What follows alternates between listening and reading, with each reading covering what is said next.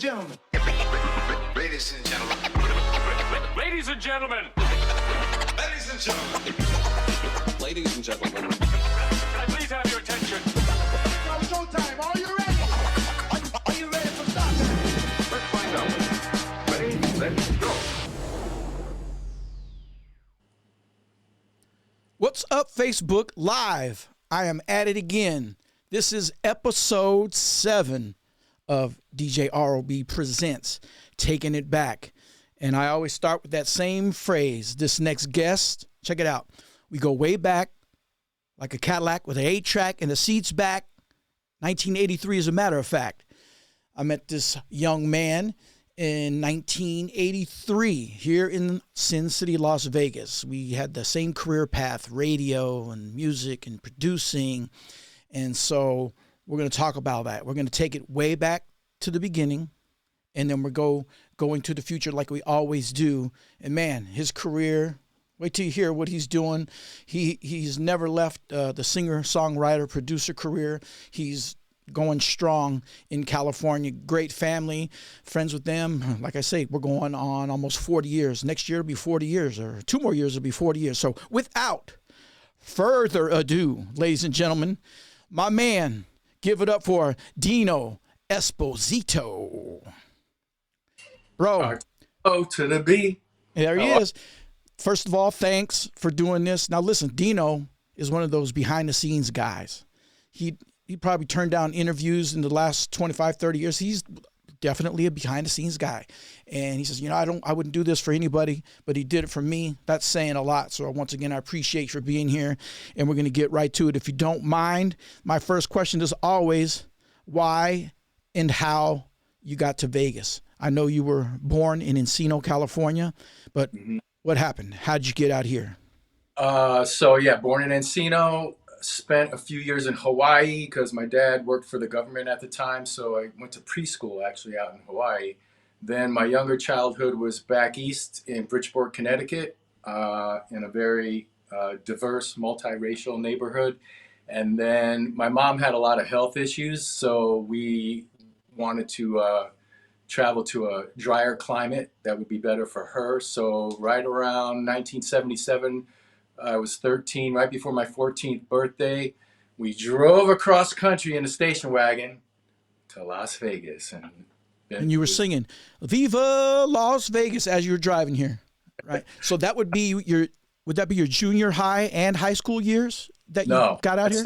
I started freshman at Valley High School.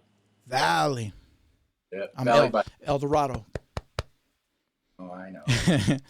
So here's something I really never knew musician-wise. You're in high school. Were you in the choir? Were you a singer? Did you pick up an instrument? What was your first instrument? How did this whole music thing happen? Yeah, so that started young back east. I started playing piano and organ actually back then when I was probably 7 or 8. I actually wrote my first song when I was about 12, and then never really saw myself as a singer so much, more of a musician. When I got to Valley, then I did there, as you probably know, back then each high school had their own performing group. Ours was Sound Unlimited. Every high school had them. And then we also had obviously choirs. So started in those types of situations where I was in choirs, the Sound Unlimited group that's where I actually got my first experience recording. And then also studied music theory in high school as well. And then it kind of went from there. And then while in all of that, I actually was part of a group called Esquire, which is really a popular group in our high school. And then that kind of branched into other things outside of high school. But a lot happened at Valley. What year was this Esquire group? We probably, it came out of, one of the songs we did in Sound Unlimited was You Can't Change That by Radio. Ray Parker. I used to love that song. Yeah, so we were part of Sound Unlimited doing that song. And every time we would perform it at events, like, girls were going crazy. So we decided to make a group. So we just, out of that, made our own group out of it, and we were, we used to perform in maximum lounges. Here, see a picture. We were performing at it was a big political event. Right there, we're singing "Lift Every Voice" at the convention or function.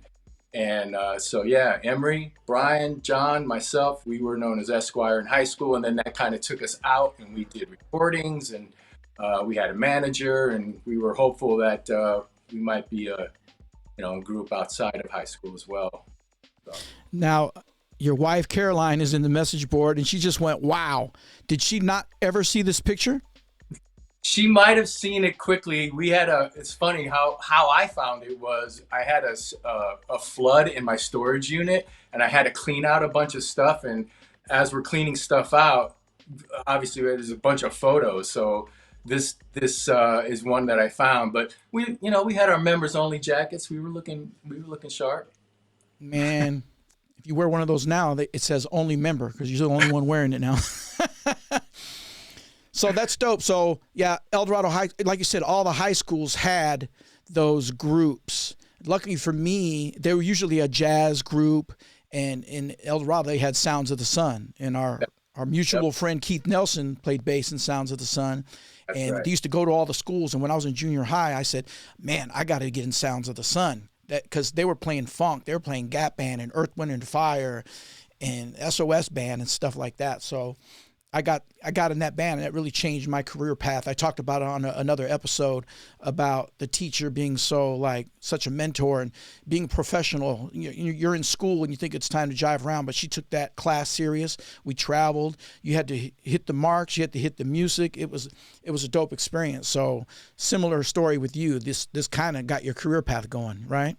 I agree. And my teacher, same thing, Mr. Orgel at the time. I mean, that really set a path for me and got me also singing, and I was in multiple different choirs. And then, as you say, it was no joke because there was also competitions. We competed against other schools in the Valley and performed at, community events. And that's where I got my first taste of recording, because at the end of every year, we recorded an album at a local recording studio. And once I got that studio bug, but that was it. So that really did set me on. It was something I always wanted to do as a younger child, watching Michael Jackson and the Jackson 5 and a lot of other groups. But this really solidified it for me, at that age, at a teenager age. So you graduate Valley 1981, and it's off to college. And Dino got his bachelor's degree in broadcast communications and the arts, such and such, right? And right. That's when we get to meet. I got some footage. I wish Dino would have had a nice picture of him in KUNV radio station, because that's a historical start for a lot of us as far as radio stations go. I joined Frankie on the Magic Mix, and Dino was a program director or music director there. DJ, and then worked my way up. Yeah, I was music director, program director. Yeah. And so you used to be at the radio station with us, and then you started coming to our gigs, the parties at the park, and parties in the ballrooms of the hotels. So right here is the actual footage from the Big Beat documentary, but this is just a piece of footage of KUNV and Dino rocking the mic on KUNV, introing our show, as a matter of fact. Yeah, so the Big Beat, that's funny because that was also part of my grade to get my degree. When you're in the upper division classes, you have to do a project as part of your degree. And I went to my professor and asked him if we could do this documentary as part of my grade, and he agreed to it. And so that was awesome. Yeah, that was one of your first productions then, basically. As far as, yeah. So for people who are saying, what are we talking about? The Big Beat was done in 1983, 84. I think you guys finished it. It's on YouTube. I mean, this is old footage of Vegas and me and Frankie DJing and your That's Entertainment, and all the graffiti was going on, the radio show. So Dino and Frankie produced that Big Beat documentary. And if you guys want to look at it, just type in Big Beat Las Vegas hip hop documentary. It's on YouTube. Moving on. So we meet. I'm DJing, you're DJing. We actually share nightclubs. We're DJing at Mr. G's together, other parties. I don't know if you remember, we were sharing that rotation in Lake Havasu. We were DJing that club in Lake Havasu, and I would be there for a couple weeks, and then you drive in, and I'd give you a high five, and I'd bounce, and you do it for 2 weeks, and we did that rotation. I don't know, a year. I don't know. It was fun, different. It was a job. Different, yeah. It worked. As you say, Mr. G's, the Stakeout across from UNLV, Diz's, different. Wow, different I clubs. forgot about Diz's. Yeah, right across from Odyssey Records was my good friend gave me this shirt. Oh, who got you that shirt? That would be you. Yes, and I got Frankie one too. That was our stomping ground, Odyssey Records. As a DJ, you had to go get 2 copies.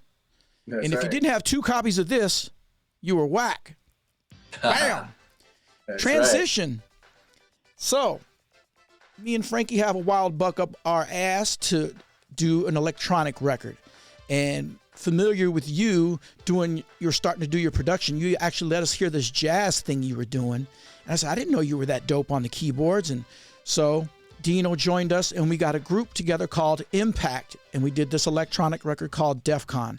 That was the first time we worked together in a production environment, 3 of us, and recording that was great. That was a great project.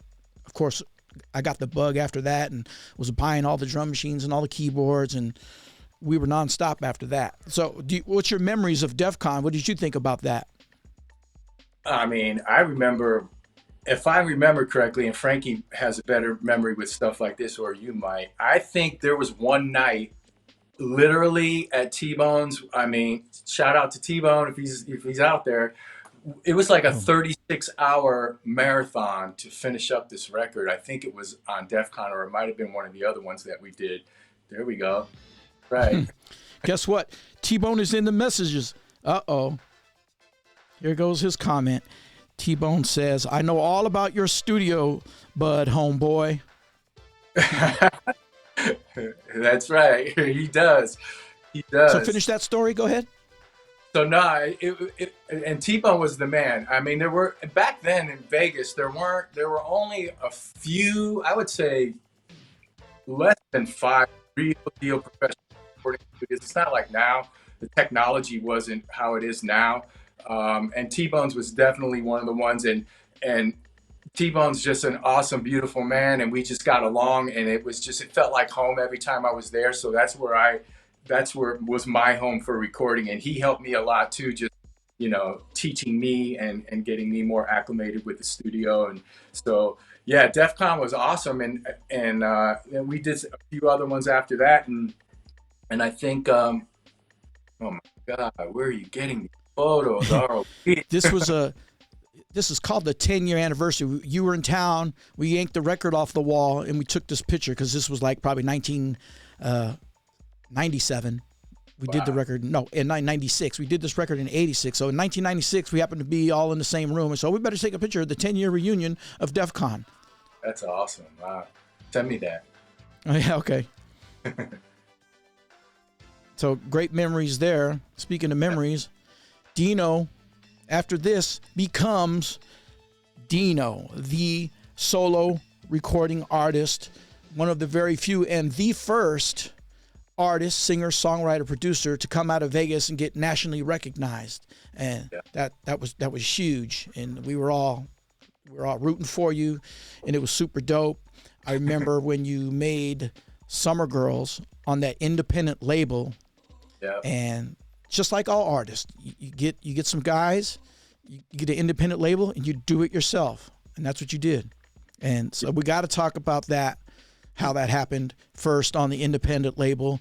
I remember the story of you using some of your college money to get this thing done. So talk a little bit about that. Yeah. So I had been in and out of different bands and groups, singing groups, bands, actually with Paul Taylor, who we'll talk about. I got to a point, I was DJing one night, and I just saw what songs people were gravitating to the dance floor, and just kind of did some analyzing. And I was doing more like this R&B, jazz, fusion type of stuff, Shalimar-ish. And so I just decided I'm going to write something that is more, at the time, dance music was exploding. So I went home, and actually I got, I think T-Bone lent me a sequencer, and I came up with Summer Girls, and there's a funny story about that. If we have time, we can talk about that. But and then just went in by myself and just recorded the song. And then when I started playing it for people, it was just getting a really huge response to it. So at the time, I was a music director at KCEP in town, and these guys came in to actually talk to me about playing one of their artists who they were promoting, which was Giorgio back in the day. And then I said, yeah, this record's great. And I said, by the way, I have a record that, a song that I just actually produced. I sent out to a bunch of record labels, and waiting to hear back on, some of the labels. And they said, well, play it for us. And I played it for them, and their eyes lit up, and they said, yo, we could definitely do something with this. So long story short, we partnered together. I chipped in, they chipped in, we created our own label, got it pressed, an initial pressing, and they had connections out in LA with Power 106. I said, well, I have Vegas connections here with the DJs on radio. At the time, I was working at radio and the clubs, and I knew all you guys. I knew you guys could help out. So I said, I can get it going out here if you guys can get it going in LA. And that's what happened. And Power 106 picked up on it, blew up, and then KMEL in San Francisco picked up on it and blew up there. And we had to press more records, and then it just kind of, I sent this song out to 22 labels. They all said no. Once things blew up and we sold like 40, 50,000 records on our own, 3 of those labels came back to me and offered me a record deal. And then that's how I got my record deal. So. And if you hear the stories from other artists, that's always what happens. The artist says, F it, I'm going to do it myself. Yep. And then you create the buzz, and then the labels come crawling back. I don't know if they crawl back they see the momentum. They say, hey, we could do something with this. So you hear artist stories all the time. Do it yourself, get some momentum, the deal will come. And right. You moved over from that independent, before we get to the real deal with the 4th and Broadway, Island Records. You did another single with one of the guys who was in the LD record label with you on Mainframe Records, which was the Nighttime Love Kind, correct? Yes. So there was a shift in personnel on the label part of it, and so we kind of moved it into this other name. Same thing. I mean, from there, this was just kind of like an added bonus. At the time, I think I might have had 3 or 4 songs written. So we were. Look, I was just happy if I could just get this happening in LA and Vegas, and Illinois, locally, that's a win. And then it kind of just snowballed into what we're ultimately talk about here. And when you did the Nighttime Love Kind, you got with your Impact buddies, myself and DJ Frankie, and we added some additional production and did the remix. Went back to T-Bone studio and said, hey, T-Bone, we're back again to blow your mind with our archaic ways of recording. We would do some crazy DJ style producing, and a lot of these engineers that we work with, they never seen the way we do things, and the samples that we use and the way we layer things, and I go, T-Bone, don't that sound good? And his famous thing was, that sounds great. But he's saying no, It's so funny. But Nighttime Love Kind happens. Yeah. And then we got a picture of us in the studio. That's also T-Bone studio with our Dino shirt. That was when we were recording and doing the additional production on Nighttime Love Kind. And Hypo Scott's in the background as well, because he cut the edit on tape. Remember that? I do. And that's how you did it back then, with a razor blade and tape. I mean, used to do it at the radio station too. And I mean, technology is, so far ahead.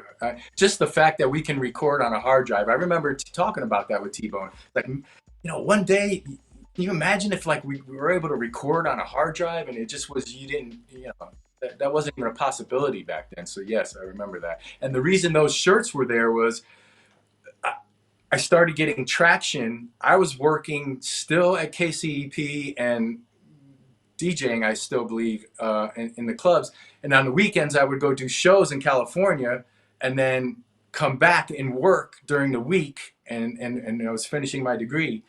And then we printed up those shirts just to kind of have at the shows. I don't even think we were selling them. We were just throwing them out. So I went and took a box to the swap meet and sold them, and I never told you that. I'm sorry. Rob from Havasu says hi.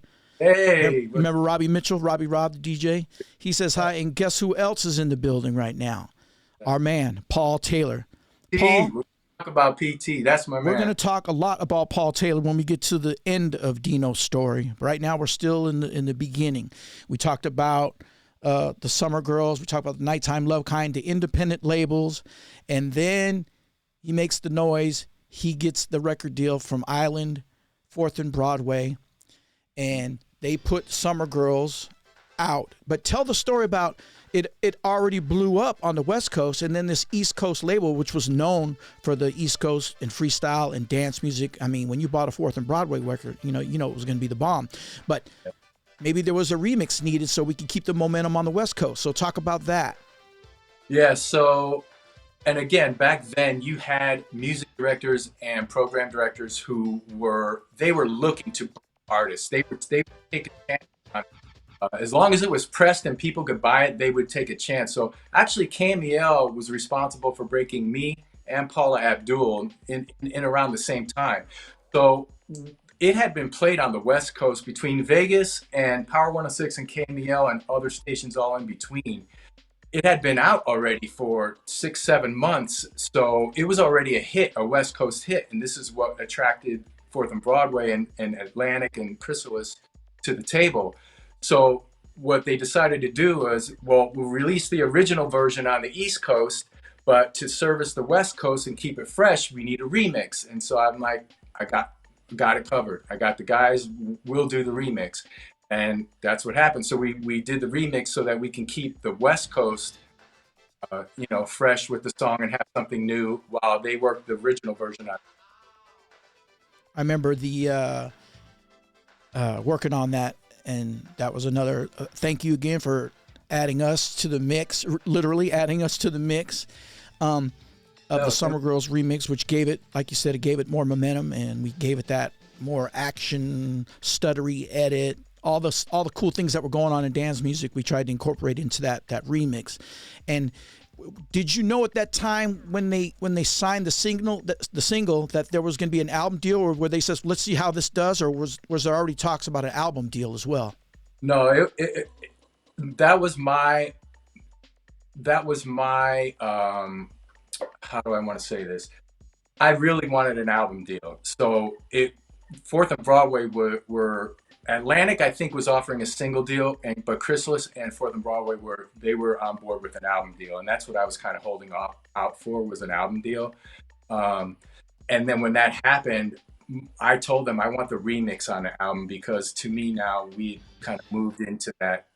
The remix became, it's a lot of people probably don't, unless you have the 12-inch of the original version. If you have the album, it's the remix version. Right. So, yeah.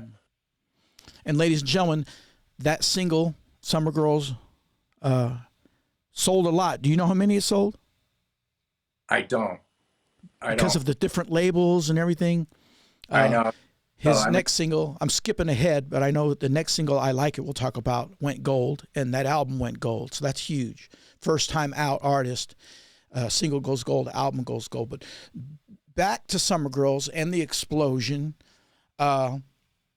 people start calling up, say, hey, you got to do some shows. Mm-hmm. And Dino knew, okay, he had some musician friends, so he had the keyboard on stage and he was doing some shows.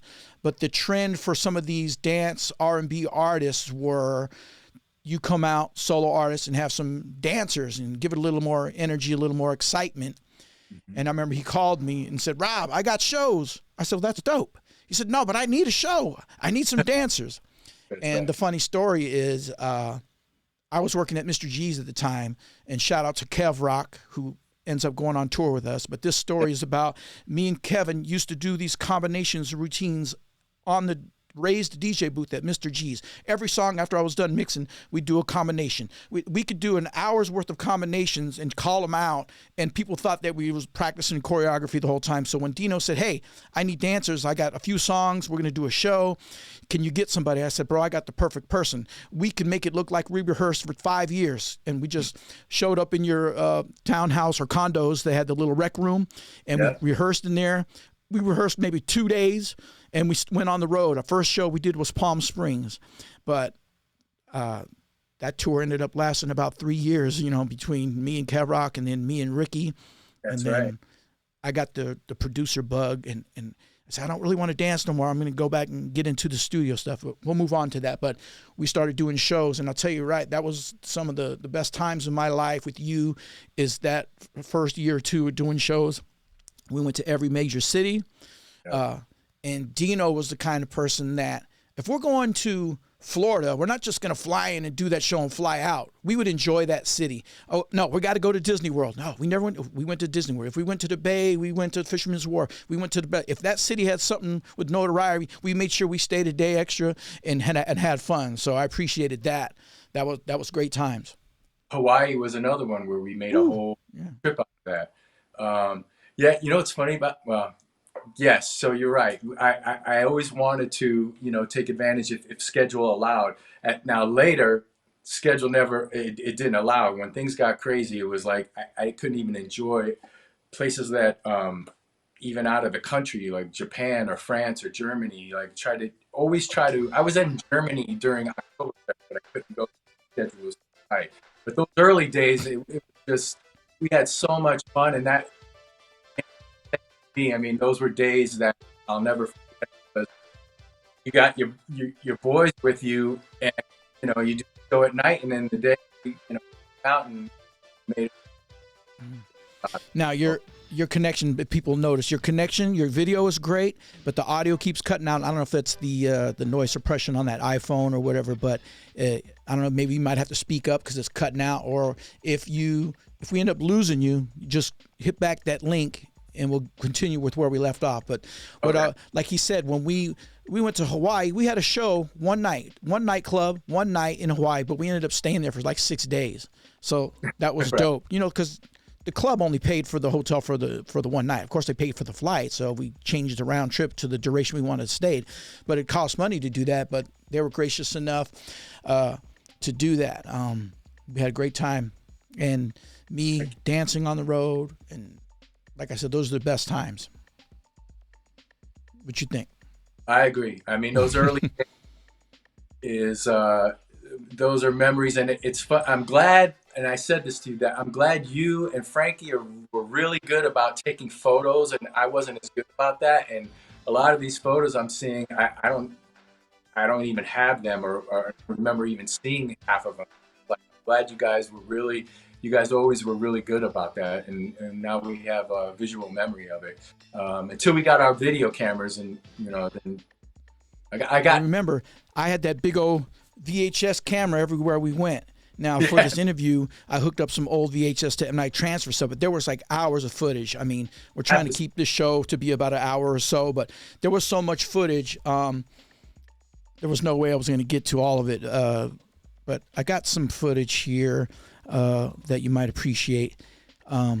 Since we're talking on the subject of, this is right before the album deal still, and we're on the road traveling our butts off, promoting the singles, and then like you said, KMEL was one of our best supporters radio station wise, and they had that summer jam every year, and every major artist, R&B, dance, freestyle was on that tour, and they went to summer jam. And this is summer jam 88 in the Bay Area, and there's about 15,000 people, you think, Dino? Maybe when we were You never cooled off a bit, right? First, next thing you gotta do, because you gotta look cool, because you're feeling cool, you bust out the sunglasses. Right, you gotta look cool too, because now you're feeling cool. Gotta set the scenery, so what we need is some beach balls, right? To get the scenery going, because we're down by the beach. This is R.O.B.s beach balls right here. This is R.O.B.s balls. So we're gonna get these out, we need y'all to hit them up, all right? This is R.O.B.s balls. This is Kev Rock's balls right here. Kev Rock's balls.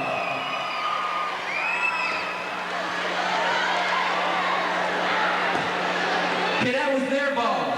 Mine's bigger. My balls are bigger, you know that, right? Dino balls. What's up? It's Dino balls right here.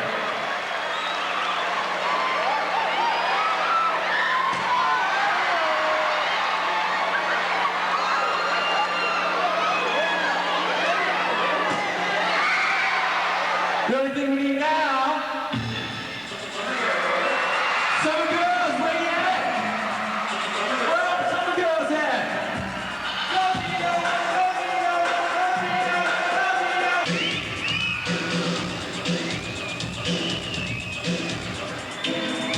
Look at the muscles.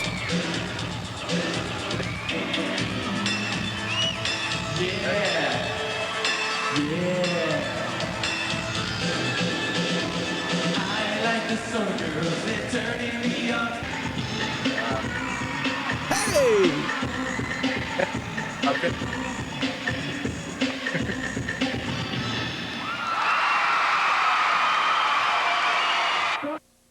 Wow.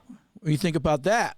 That's funny. Yeah, I have a ton of same thing, VHS tapes again that I found in storage that I need to transfer. That's amazing. You have that. Wow. Well, I got tons of stuff.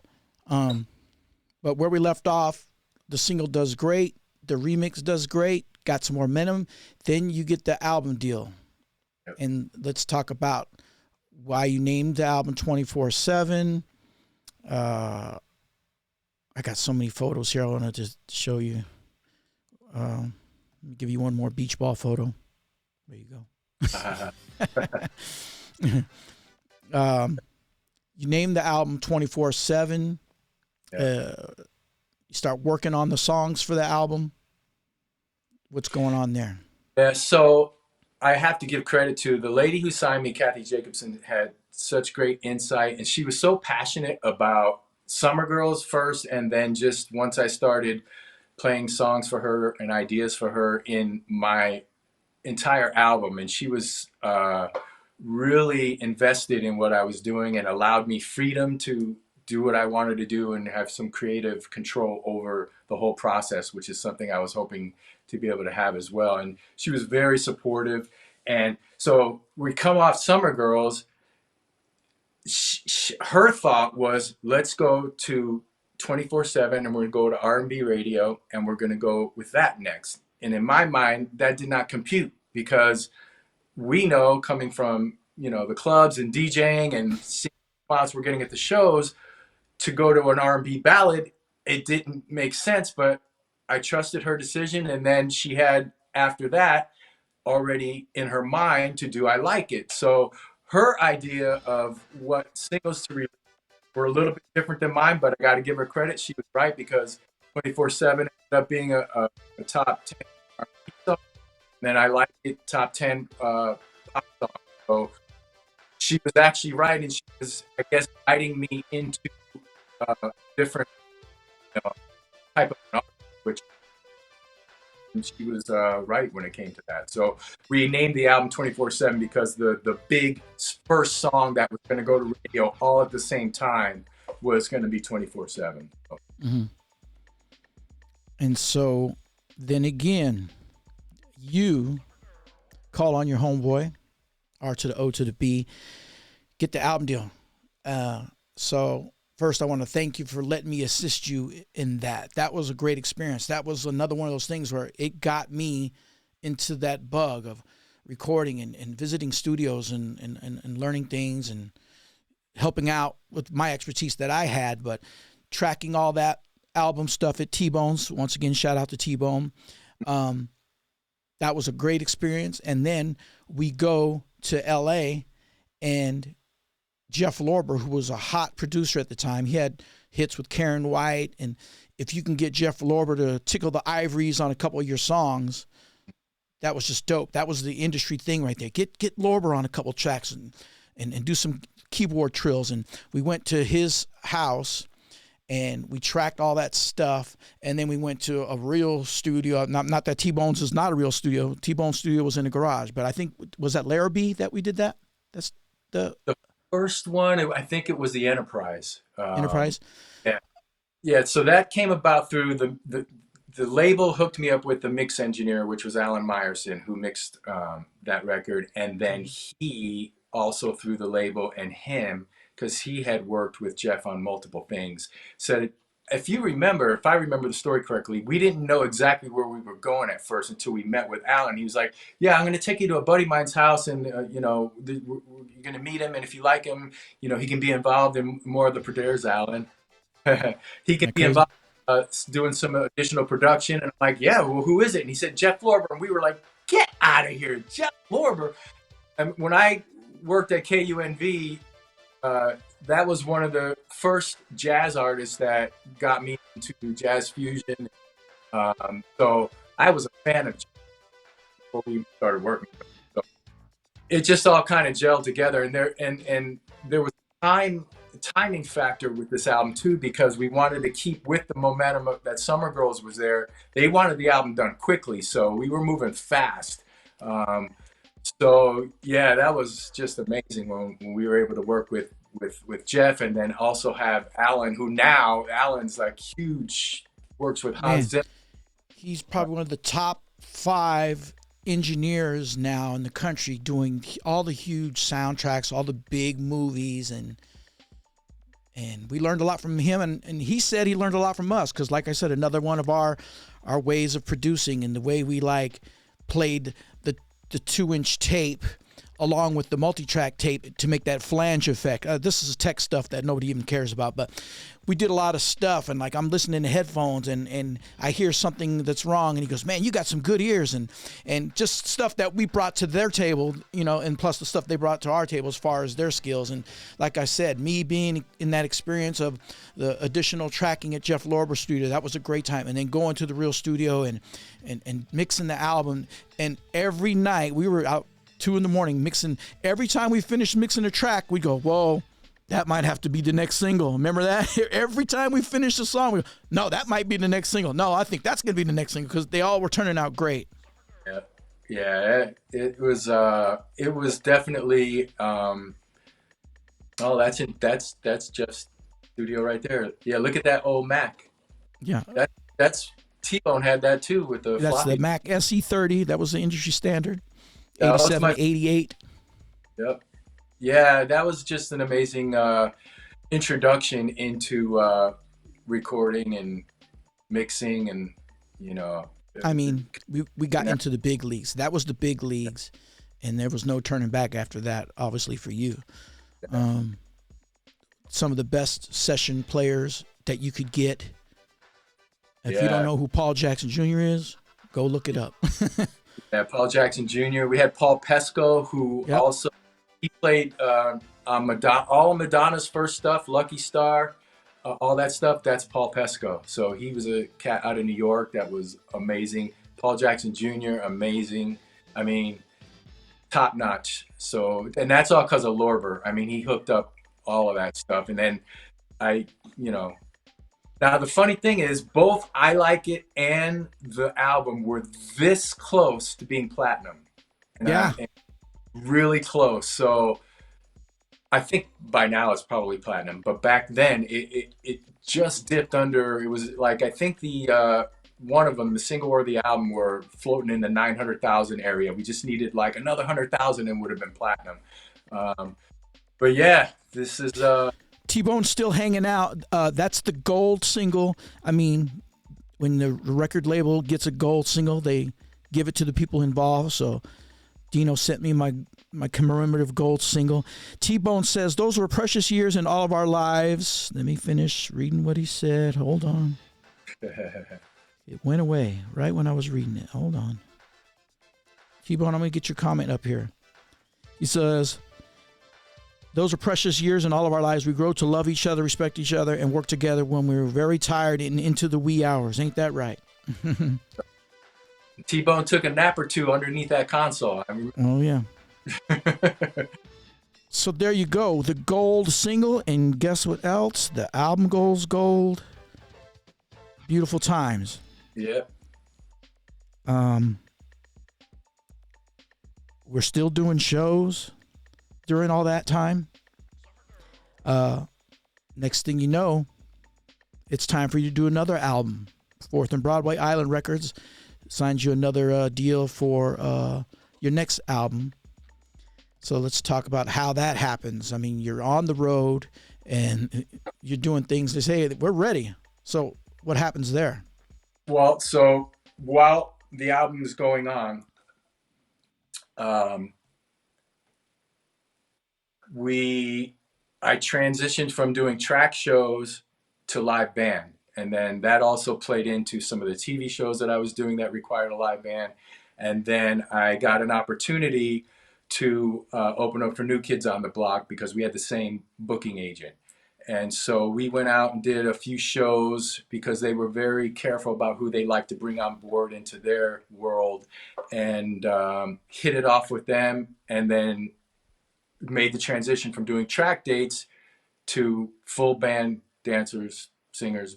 Paul T was on the road with me, Brian, Ricky and Sean, and Keith Nelson. And Keith was very instrumental in helping me too back in the day, doing some demos at Donna Summer's house. And then also all these guys came on the road with me, Jeff Lambs, Gary Old. So we had a great band. And on tour with New Kids on the Block, that's where I solidified my relationship with my beautiful wife. The Cover Girls, they opened up. It was the Cover Girls, myself, and then New Kids. Long story short, in the middle of this big tour, and the label is like, we need to do another record. And the New Kids were like, no, you got to stay on tour with us. And I said, I got to get back and do another record. So I ended up having to leave that tour and then went back into the studio to do the next album. So that's how that happened. I was kind of being summoned to get the next record. And there's the next album was called Swingin'. That was 1990. And the first single was Romeo. Yep. Correct? That's right. And do you go on the road to support that record in the single? You're still, because you were on Arsenio doing Romeo. Yeah, I did a lot. And back then you did a lot of promo. So there was a lot of radio shows you would go do on top of paid gigs that you were doing. You also did a lot of radio shows, which were called promo tours. And you kind of went and did when radio stations were doing these big, kind of like the Summer Jam we were talking about, and you would perform there and show your support and, do an interview. And because I was a DJ, oftentimes I would, do other things with the radio station or host events for them and help them out and thank them for their radio play. So all this was going on during this album. And this was 90, right? You said? Yeah, the Swingin' was, that album was released in 1990. With the Romeo single. I want to get to a couple of funny stories about that Romeo. But we're going to talk about some stuff that we see on the screen. Obviously, Arsenio Hall was a big thing to be on back then. Yeah. So this is like a 5-minute loop of some footage from our days and your days. And when you mentioned the New Kids on the Block, I was still on the road with you, and as a matter of fact, Ricky's in the building. Ricky just said, "What's up?" Slick Rick. There he is. There's, speaking of the devil, there's Slick Rick. Now this is you performing "I Like It" on Arsenio, and I was there, and we do the Sunshine song, and I'm on stage with you scratching. But on this one, remember you had that delay to go stop. This is what I like. Yeah. And you wanted me in the engineer booth because you didn't trust them to let that delay, the button on the mixer. They said, no, we'll be able to do it. And he said, no, I'm going to have Rob do it. So I'm in the sound booth letting go of the delay on stop. Now there I am scratching on the Sunshine song, Arsenio Hall. Do you remember that? I sure do. Well, I didn't like to take things by chance if possible. So as long as they were willing to let that happen, I'm that's why you were right on beat, because I knew it was going to be right on beat. I have to worry about that. But yeah, I just always wanted things to sound as close to the record as possible. I wanted things to be, I was a little bit of a perfectionist back then, so just want to make sure we put on the best show, that the sound was right. Here's Paul T. So yeah, those are the days, man. So like you said, I was on the road with you when they signed the deal for us to open up with New Kids on the Block. That was a whole different experience. I mean, we thought we had some big shows. We were doing some ballrooms. We were doing some summer jams. We were doing a lot of nightclubs. We were doing like state fairs. Wherever there was a gig, we were doing it. But New Kids was on that stadium type of tour. Yeah. I remember the first show we opened up for them, I think it was in Boston. And our show started out with me and the other dancer waiting in the wings, and the track would start. High Energy, I think it was No More Heartbreak or whatever it was. I thought that was our song we came out to because it had that little synthesizer thing. And then when the beat came in, we came in from both flanks of the stage, and as soon as we came visual, it was because we were doing some serious dance moves, and the screams were so loud. I said, I hope they don't think this is New Kids on the Block. And then they go, no, they know this is the opening act. And they loved us, and staying in the same hotels with New Kids and seeing their antics and all the backstage stuff. I mean, that was a wild ride. And I know me and you have thousands and thousands of stories because, ironically, back in that day, everyone thought I looked like Donnie because I had the same hair, the same earring. We wore the same style clothes. So sometimes they thought I was Donnie, and it would be crazy. But do you remember some of that? Oh, yeah. I mean, like I said, that matriculated into this, 4-month tour with them. And then they asked me to come back, but then they were going over to Europe. But I had my own little side shoot that I was going to do in Europe. Oh, look at Rick's hair. That's funny. I don't think Ricky even remembers this. They were talking about your earring. Some girl tried to yank your earring. Oh, yeah, that's that diamond. Wow. Music note. Yeah, so, I mean, it was just an unbelievable time. And the amount of decibel level at those shows was, I think that's why I don't so well, right? Screams. Yeah. This is us filming the Sunshine video. Yeah. And I'm doing the scratching, pretending I'm doing scratching for the video. Studio. They brought in all that stuff. I said, why don't we just do it at a studio? And they said, no. They brought in tape machines. They brought in everything. Yeah. Crazy. I think they just do that so they can get a bigger budget and take some of the money. Right. That goes. Now you know. Let me see who's in the comments. While we're watching this nostalgic footage, Ricky Walter, Slick Rick is reminding us that we did MTV, which I got footage of. We did American Bandstand, Arsenio Hall, Pat Sajak. That's right. T-Bone's laughing at some of the comments, some of the footage. My friend, Robbie from Havasu, his son had a question, and he says, why isn't Swinging available on Spotify? I loved that album, and I want to hear it on Spotify. And that's a whole licensing thing with record labels. I don't know if you know the answer to that, do you? I mean, that would be a record company. They own the masters, and they would have to be the ones to do that. I didn't know it wasn't on there, or if it's on Apple Music instead. But that's their. I'm not able to do that. That would be something. I'll look into that though. I'll look at that. Thanks for the heads up. I appreciate it. There you go, Jason Mitchell. You might see the Swinging album on Spotify. So this is. I mean, like I said, I was going through these tapes. And there was so much stuff that I just grabbed little snippets. I said, I'll just make a little sizzle reel of stuff, and we'll talk about it so people can see what you were doing back then. You know what I mean?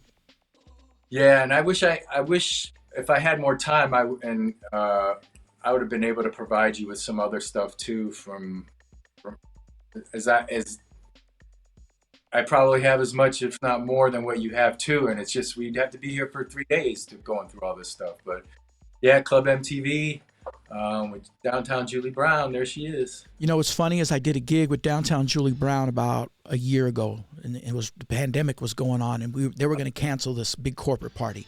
It was an 80s themed corporate party, and they hired her to be the MC. And so I'm queuing up all these music tracks. It's a big production thing. And the producer of this whole show says, I need to introduce you to Downtown Julie Brown. And I go, hi. And I said, well, we actually met about 30-something years ago on Club MTV. I was with Dino. And she goes, oh, my God, how's Dino doing? And this and that. And so speaking of you being busy and speaking of people ask me all the time, how's Dino? And where's he at? And I said, Dino's got a great family. He's living in California, and he's still doing what he's doing, which is producing, songwriting. And I know we're enjoying this nostalgia, but we need to get to the present day. We talked about the Swingin' album. 1993 happens, and you switch labels. Yeah. We talked about this. The music canvas changed a lot. Yes. In the early 90s, almost the whole 90s decade. It was hardcore rap, and it was grunge and alternative rock. That was huge. But maybe Fourth and Broadway wasn't the right label. I don't know. But you get a third album deal with East West Records. So how does that happen? I'm going to try to do this quick. So yes, the industry just kind of went like this. You don't have to do it quick, but we've heard this story before, so go ahead.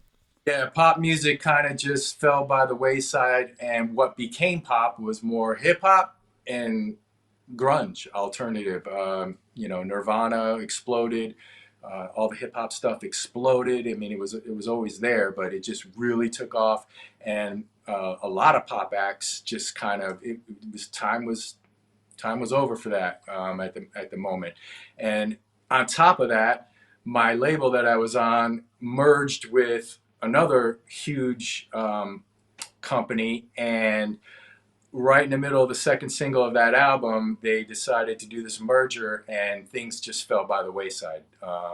People were getting fired, departments were merging, who was going to be on the new label, and so kind of got lost in the shuffle of that, and find myself shopping for a new record label. East West was one of a few that I was looking at. Virgin was another.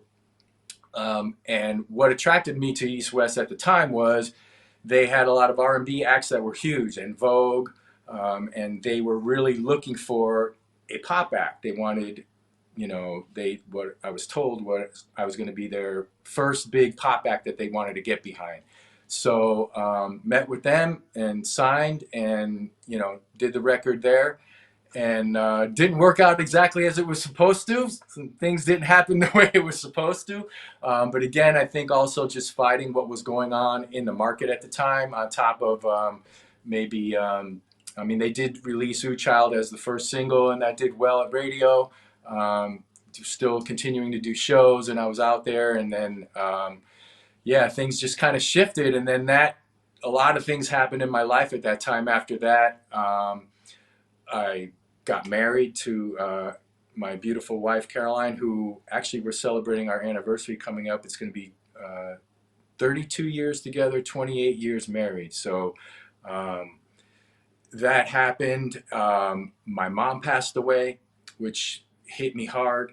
And then a year later, my son was born. And so a lot of things going on in my life at that time, which just kind of pointed me in a direction. Then, I started a studio out in Vegas. So I just kept doing, luckily I was able to merge into songwriting and producing for other people, because that's kind of what I had been doing since high school. So I was able to continue on producing acts and writing for other people, working with other people at the studio that we had. And so I kind of just moved into that arena at that time. But it kind of came out of some turmoil for a moment. Well, like I said, great times. Now, we bumped into the Cover Girls way back in the Summer Jam. I actually got an old picture of them taking a picture with you. But if you remember this story, at the Palladium in New York, we were doing Club MTV. And we just finished performing in downtown. Julie Brown's interviewing you a little bit more. And me and the dancer go backstage. And Caroline goes, oh, you guys were great. And I want to be formally introduced to Dino. I mean, you bumped into each other several times. And I've got proof with pictures from Summer Jam. And this was after Summer Jam. But she said, I want you to introduce us. And is he single and this and that? And I said, well, yeah, he's single. And she goes, well, I'm single. I said, I'm going to hook you up. I don't know if she was being funny or whatever. But you come back, I said, hey, Caroline wants to be formally introduced. And, you know, you guys, hey, and you joke around. And next thing you know, 20-something, 30-something years later, Right. now you got talented kids. I mean, Matthew is going to carry on Dino's legacy. We're going to talk about that. He's got recording projects and music videos. I'm showing you some of these photos from the RJ. So this is Review Journal when they were talking about you being successful solo artist from Vegas, and then Say No to Drugs campaign you did, and Yeah. Pop stars deliver anti-drug message. This was when we were performing at the Thomas and Mack, and New Kids was in town, and you and the New Kids on the Block showed up at one of the schools, and they tripped out, right? Yeah, that was so much fun. That was crazy. Yeah. That's right. That was the first, I want to say that was one of the first times locally, maybe where I did something like that in conjunction with the Thomas and Mack. And then, yeah, it just kind of skyrocketed from there. But yeah, there was a lot going on in a what now seems a short period of time. I mean, at the time, you're trying to navigate the best you can through all of this, and a lot of it happened very fast, very quick, and you try to make the best decisions you can. And then looking back at it, you see, you know, just so many memories, and yeah, it's funny. Man, I'm sorry I'm listening to you, but there's so many comments going on, and I know you could see them. You could see them on the phone, but it's just small. But when you watch this back, your daughter's giving shout outs. Everybody's talking about memories and this and that. Okay, so music format kind of changes. We heard the same story when I had Gerardo Rico Suave on last week, how that climate and music changed. And remember we played that a few times? Yeah. He's doing a church service right now. I said, Dino really liked your episode. There was some familiarities with some of the stories of, labels, and maybe they didn't push like they're supposed to. And as an artist, you don't really understand, they're an assembly line. They're just trying to follow the trend and put out the product for that trend. And sometimes you think they're sleeping on you, and sometimes egos come into play, but he talked a lot about it and some of the similar stories. We're going to move to the present here pretty soon, but you called on one of your homies again, DJ Frankie. You guys get into the movie business and produce and direct an award-winning film. Now, this is 1994, and me and Frankie on his interview, we talked about it, but we got to remind people that you were the co-producer, co-director with him on this movie. Talk a tiny bit about that, doing that project, going to one of the screenings. That was a whole different world, wasn't it? Yeah, well, it wasn't. So first of all, Frankie, I owe so much. He's the one who actually taught me how to mix and helped me get my first jobs as a DJ. And he's one of my dearest friends. And I want to say hello to Mrs. Annabelle, Caroline. They're both watching. Next time we're out there. But yeah, so what we always said when we, because Frankie would be at the video shoots, and he had all these ideas for films, and so it was kind of a natural progression that we always said one day we want to do something.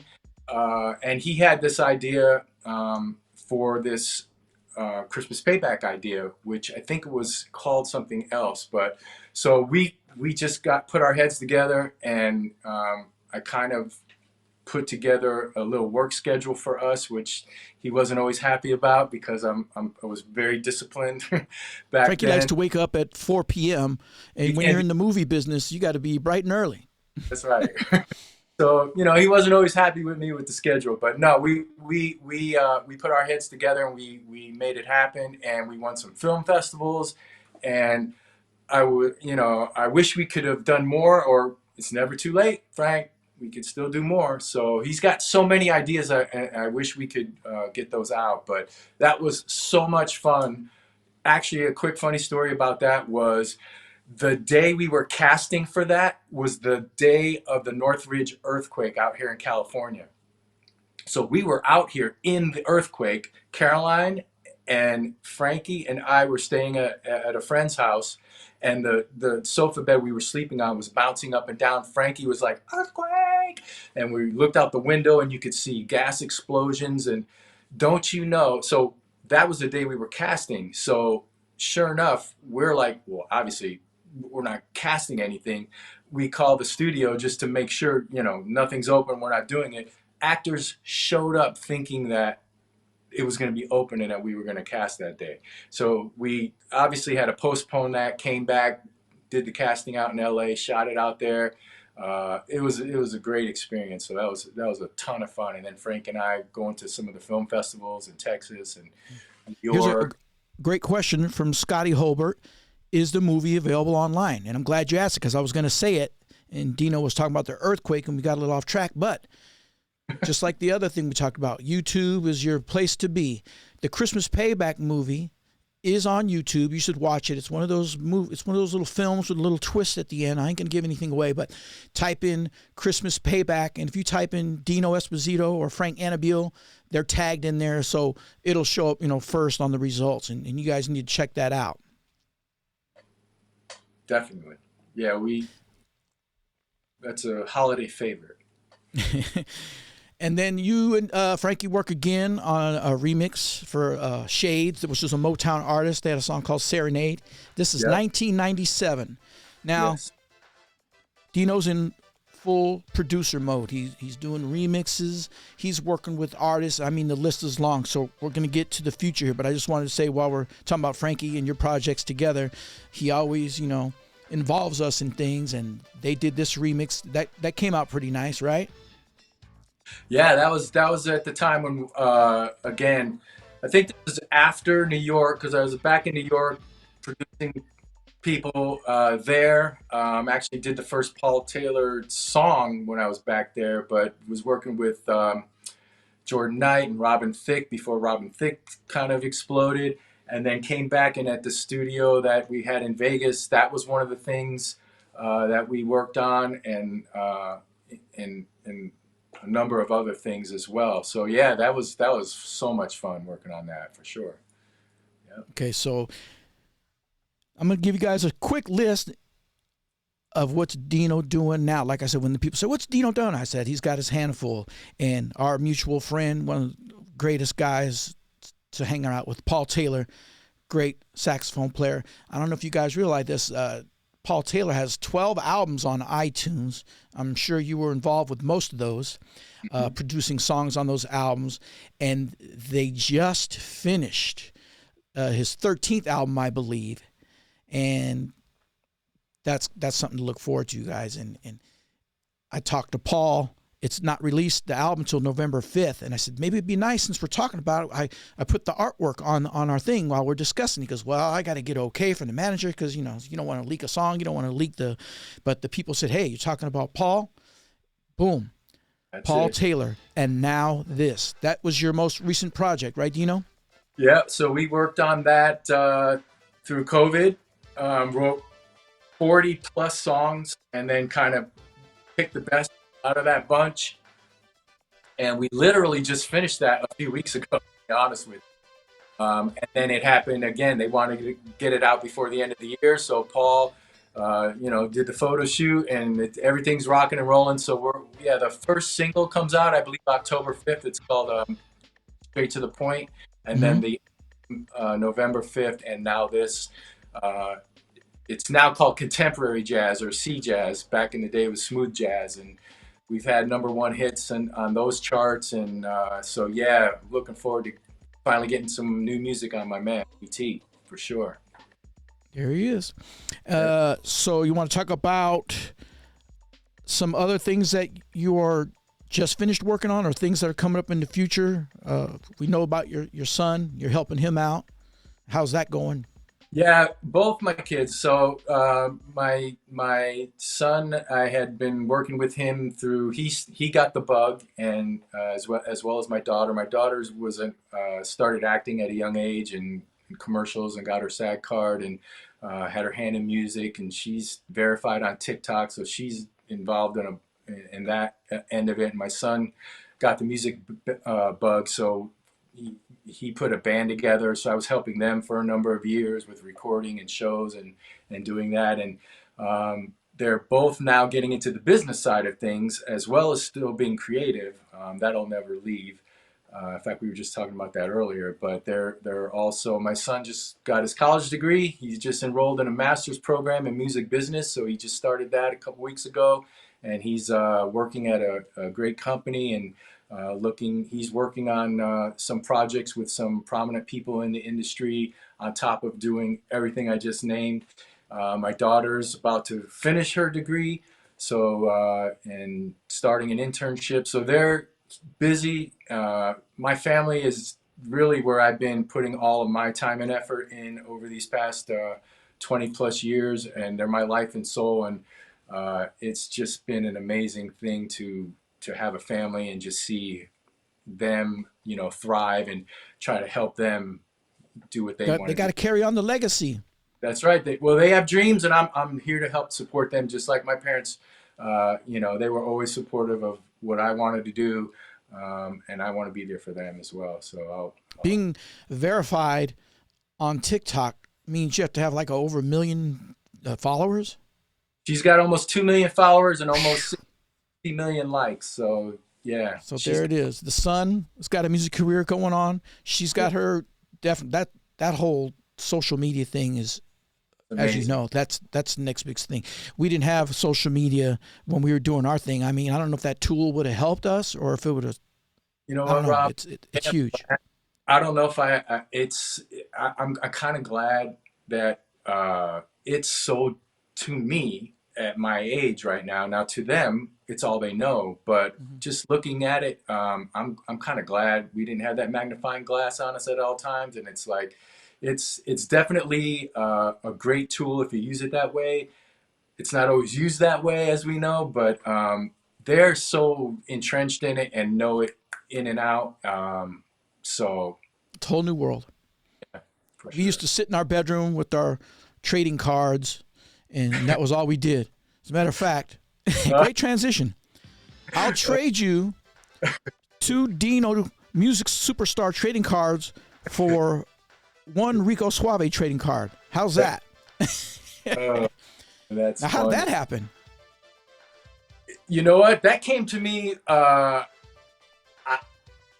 I'm trying to remember. I think a fan first brought that to one of my autograph signing, and I don't even know if I was aware of it initially. I'm trying to remember. There's so much of this that is blurry, and I'm like, where did you get that? And then.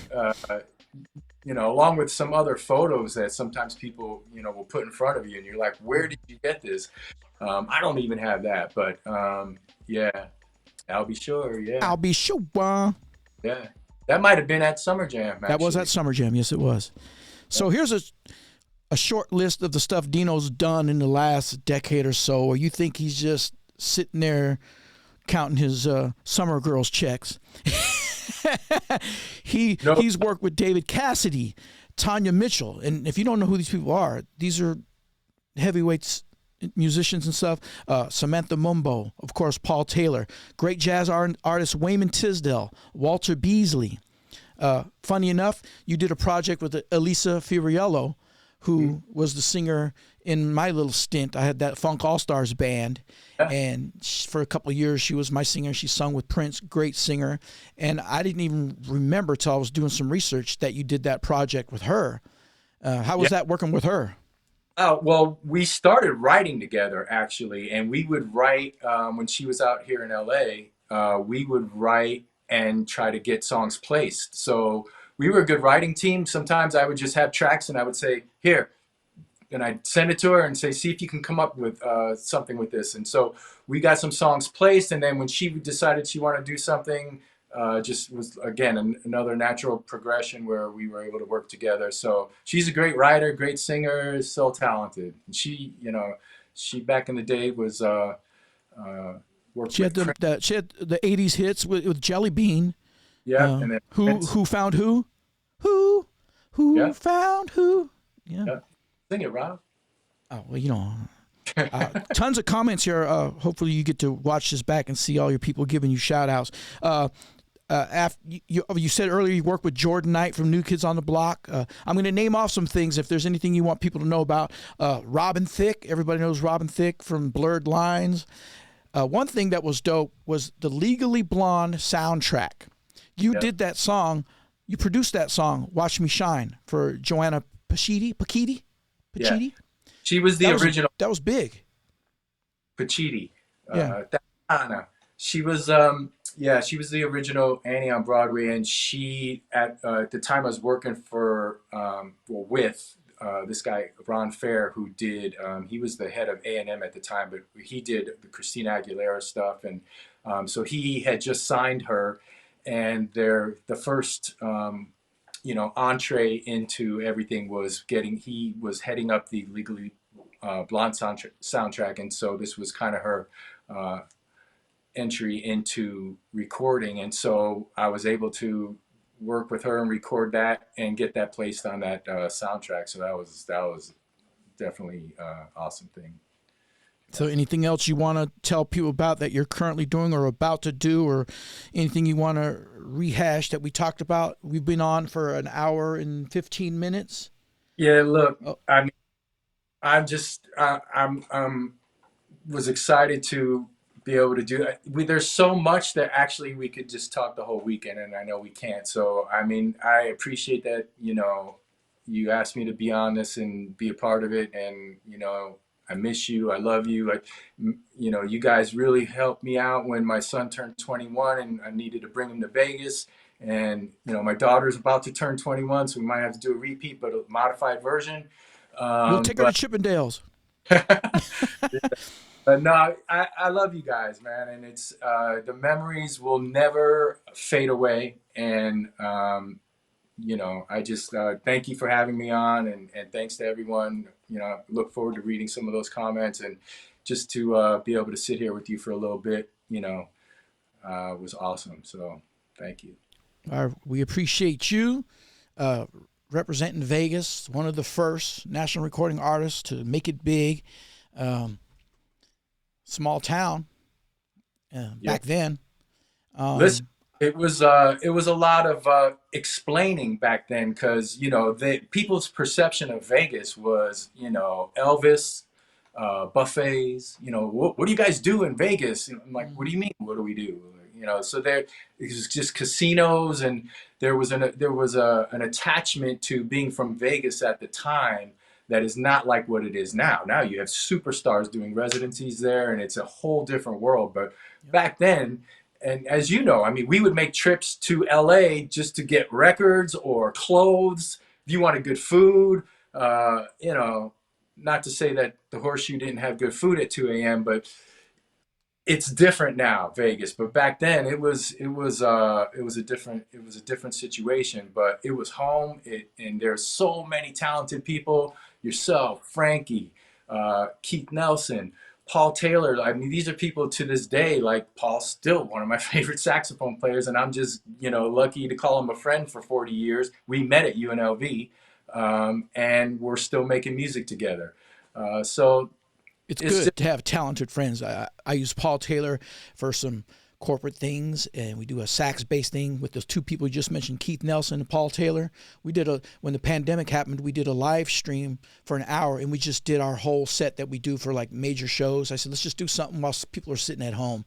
You can see that on YouTube as well. It's dope, funky jazz with Keith on bass and Paul Taylor playing sax. And if I ask Paul Taylor, hey, I'm having a Christmas party and I'm gutting out the living room and I have a bunch of guests coming, would you show up and do a little impromptu sax thing with your tracks? And he goes, absolutely.